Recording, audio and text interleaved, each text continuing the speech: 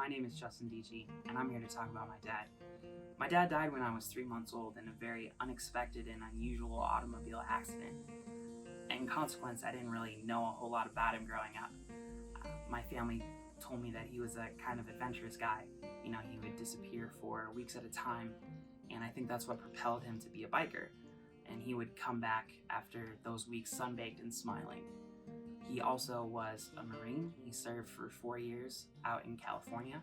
And even though he enjoyed his time in the Army and the travels he got to experience there, he was very much looking forward to coming home to my mom.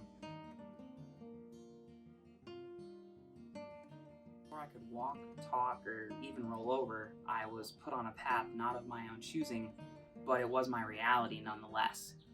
And I wouldn't wish being fatherless on anyone. I remember people would ask me about my parents, and after I told them that my dad had died when I was 3 months old, they would say, "I'm sorry." And even though I appreciated their sympathy, I didn't really feel anything because I didn't know him, so how could I feel his loss without knowing him, And I remember when I was 5 years old, I used to stay up at night, way past my bedtime, and look out the window and wish that my dad would come drive up the driveway and explain how his death had been faked and he was on a secret mission and that he was finally home. I wanted more than anything for him to be alive.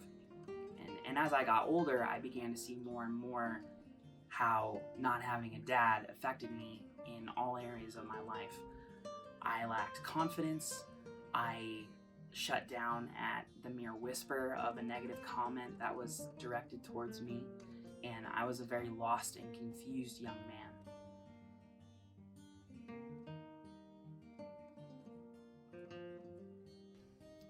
Life hasn't been all that bad though. Even in the worst of times, there's been good things.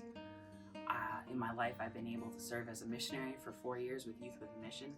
I met the love of my life, Lauren, and I've been able to start my path on becoming a counselor. And in Romans 8, it says that God works all things together for good, and I really think that my life is an example of that verse personified. I know God didn't choose or make my father get killed when I was 3 months old, but he used it to make my life what it is today, and I can honestly say that I really can't imagine a better life than I'm living right now.